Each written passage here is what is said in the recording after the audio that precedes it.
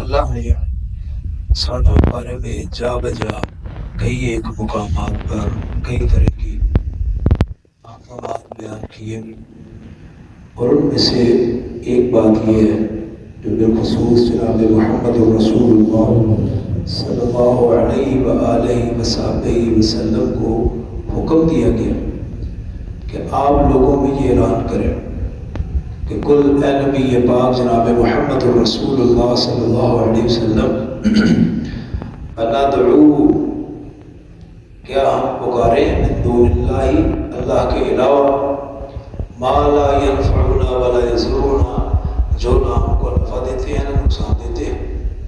یعنی بات یہ ہے کہ اللہ کے رسول صلی اللہ علیہ وسلم نے جب مکہ کے اندر اپنی توحید کی دعوت کا اعلان کیا تو مشرکین مکہ نے کئی قسم کے ہتھ کنڈے اپنائے۔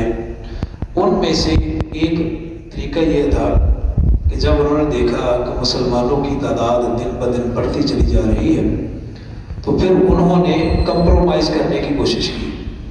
ایسا کریں کہ مسلمانوں کے ساتھ کوئی درمیانہ راستہ اختیار کریں، کوئی آپس میں ڈپلومیٹک راستہ، کوئی آپس میں اتحاد والا راستہ، کوئی درمیانہ سا راستہ نکال لیں جس سے ہو یہ کہ مسلمان ہماری راہوں کو مان لیں اور ہم ان کے معبود کو مان لیں۔ ایک سال اللہ کے رسول صلی اللہ علیہ وسلم کے سامنے یہ تجویز بھی پیش کی گئی کہ آپ ایک سال ہمارے معبودوں کی عبادت کریں اور ایک سال ہم آپ کے معبود کی خالص وحدہ لا شریک کی عبادت کریں گے۔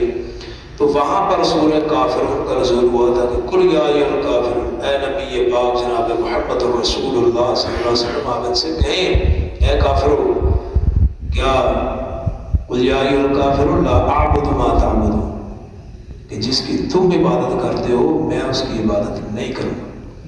یہ پوری کی پوری صورت کے اندر تکرار ہے، اور یہاں بھی اسی بات کو، ملتی جلتی بات کو بیان کیا جا رہا ہے کہ اے نبی پاک جناب محمد رسول اللہ صلی اللہ علیہ وسلم آپ اعلان کیجئے اس بات کا کہ کیا ہم پکاریں، اندعو، کیا ہم دعائیں کریں، کیا ہم التجائیں اللہ کے علاوہ ان معبودوں سے کریں کہ ما لا ينفعنا ولا يضرنا، جو نہ ہم کو نفع پہنچا سکتے ہیں نہ نقصان پہنچا سکتے ہیں۔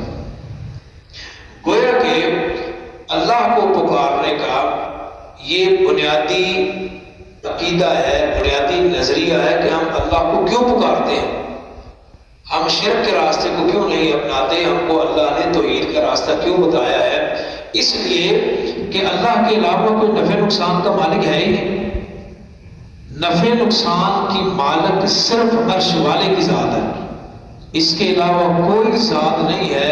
اللہ کے رسول صلی اللہ علیہ وسلم نے حضرت ابن عباس رضی اللہ تعالی عنہ کو یہی بات سمجھائی تھی۔ وہ آپ کے پیچھے سواری پر بیٹھے ہوئے ہیں تو آپ ان کو کہتے ہیں اے بچے، اے بیٹے، میری بات سنو کہ اللہ وہ ذات ہے کہ جب تم احفظ اللہ یحفظک، احفظ اللہ تجدہ تجاہک، جب تم اللہ کے دین کی، اللہ کی توحید کی، اللہ کے احکام کی حفاظت کرو گے تو تم اللہ کو اپنے سامنے پاؤ گے۔ یعنی ہر وقت اللہ تمہاری حفاظت کے لیے موجود ہے۔ ان تنصروا اللہ ینصرکم، تم اللہ کے دین کی مدد کرو اللہ تمہاری مدد کرے گا۔ تو یہ ایک اصول ضابطہ اللہ کے رسول نے حضرت ابن عباس رضی اللہ تعالیٰ عنہ کو سمجھایا کہ دیکھو، اگر اللہ کی مدد چاہتے ہو تو پھر اللہ کے دین پر عمل کرو۔ وَإِذَا اسْتَعَنْتَ فَاسْتَعِنْ بِاللَّهِ، جب تم اس راستے پر چلتے ہوئے اللہ سے مدد طلب کرو گے اللہ تمہاری مدد کرے گا۔ وَاعْلَمْ أَنَّ الْأُمَّةَ لَوِ اجْتَمَعَتْ عَلَىٰ أَن يَنفَعُوكَ بِشَيْءٍ لَمْ يَنفَعُوكَ بِشَيْءٍ إِلَّا قَدْ كَتَبَهُ اللَّهُ لَكَ۔ اے ابن عباس، اس بات کو یاد رکھو، ساری کائنات مل کر تم کو کوئی نفع پہنچانا چاہے، عرش والا نہ چاہے، تم کو نفع نہیں مل سکتا، تم کو وہ فائدہ نہیں پہنچ سکتا، اور ساری کائنات مل کر اگر تم کو کوئی نقصان پہنچانا چاہے اور اللہ تمہاری حفاظت کرنا چاہے تو کوئی تم کو نقصان بھی نہیں پہنچا سکتا۔ یہ بنیادی عقیدہ ہے اللہ کو تسلیم کرنے کا، اللہ سے مانگنے کا، اللہ سے التجائیں کرنے کا، کہ جب اللہ کے علاوہ کوئی نفع نقصان کا مالک ہے ہی نہیں تو پھر کیوں اللہ کے علاوہ کسی اور کو پکارے، پھر کیوں اللہ کے علاوہ کسی اور سے التجائیں کرے۔ یا ایھا الناس انتم الفقراء الی اللہ، اللہ نے اپنے پاک کلام میں یہ بات ارشاد فرمائی، لوگوں اس بات کو یاد رکھو، تم سارے کے سارے اللہ کے در کے فقیر ہو، اللہ کے در کے مانگت ہو، اللہ کے در کے التجائی ہو، فریادی ہو، اللہ کے علاوہ کسی اور سے مانگنا تمہارے لیے جائز نہیں ہے۔ تعبد اللہ شرک بھی نہیں، اللہ کی عبادت کرو بلا شرک پیارے کرو۔ ایک بندے نے آ کر بارگاہ رسالت میں عرض کیا، یا رسول اللہ صلی اللہ علیہ وسلم مجھے کوئی نصیحت کرے، مجھے کوئی ایسی بات بیان کرے کہ اس کے بعد مجھے اور کسی بات کی ضرورت نہ پڑے۔ پھر آپ علیہ السلام بھی اللہ کے پیغمبر تھے، حکیم الامت تھے، آپ تو ساری کائنات کے تاجدار تھے، آپ تو ساری کائنات کے رہبر رہنما تھے۔ آپ نے پھر اس کے سوال کے مطابق جواب دیا۔ اس نے کہا بس ایسی بات ہو جو آپ مجھے بتا دیں اور اس بات کے بعد مجھے اور کسی بات کی حاجت اور ضرورت نہ رہے۔ اللہ کے رسول نے ایک ہی بات سمجھائی، فرمایا قل آمنت باللہ، کہو کہ میں اللہ پر ایمان لایا، اور ثم استقم، پھر اس پر ڈٹ جاؤ۔ یہ مومن کی زندگی ہے۔ ان قتلتا او حرقتا، اللہ کے رسول نے توحید پر استقامت اس قدر اختیار کرنے کا حکم دیا کہ کٹنا گوارا کر لینا، مرنا گوارا کر لینا، لیکن اللہ کے ساتھ کسی کو شریک بنانا گوارا نہ کرنا۔ یہی بات اللہ کے رسول صلی اللہ علیہ وسلم کے ذریعے قرآن میں یہ ہم کو بیان کی جا رہی ہے کہ کیا ہم اللہ کے علاوہ کسی اور کو پکاریں جو نہ ہم کو نفع پہنچا سکتا ہے، نہ نقصان پہنچا سکتا ہے، نہ وہ نفع کا مالک ہے، نہ وہ نقصان کا مالک ہے۔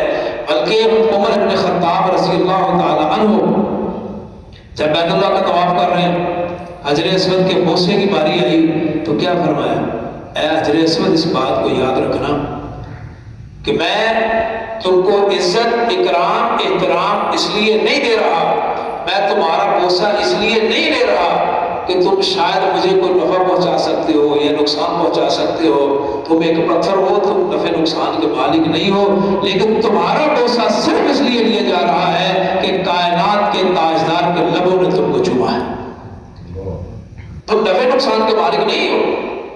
ما لا ينفعنا ولا يضرنا، ہم ان کو کیوں پکاریں جو نہ نفع کے مالک ہیں نہ نقصان کے مالک ہیں۔ ما لا ينفعنا ولا يضرنا ونرد على اعقابنا، اور کیا ہم اپنی ایڑیوں کے بل پلٹ جائیں، اللہ کی توحید کو چھوڑ دیں؟ کب؟ بعد اذ ہدانا اللہ، جبکہ اللہ نے ہم کو ہدایت دے دی ہے۔ یہاں سے یہ بات ثابت ہوتی ہے کہ ہدایت کے بعد بھی بندے کے گمراہ ہونے کے چانسز موجود ہیں۔ لہذا بندہ یہ نہ سمجھے کہ میں نے کلمہ پڑھ لیا، میں مسلمانوں کے گھر پیدا ہو گیا ہوں، اب مجھے کوئی گمراہ کر ہی نہیں سکتا۔ بعد از ہدانا اللہ، کیا اللہ نے ہم کو ہدایت دی اور اس کے بعد ہم شرک کے راستے کو اختیار کر لیں؟ یہ ممکن نہیں ہے، ایسے نہیں ہوگا۔ ہم صرف اللہ کی توحید کے راستے کو اپنائیں گے اور کسی اور راستے کو نہیں اپنائیں گے۔ یہ اللہ کا قرآن ہم کو کہہ رہا ہے، اللہ کے رسول صلی اللہ علیہ وسلم کی زبان مبارک سے یہ اعلان کروایا جا رہا ہے۔ ہم اس بات کو سمجھیں اور اللہ کی توحید پر اپنی زندگی کو گامزن کر لیں۔ اللہ ہم سب کو عمل کی توفیق عطا فرمائے۔ وآخر دعوانا ان الحمد للہ رب العالمین۔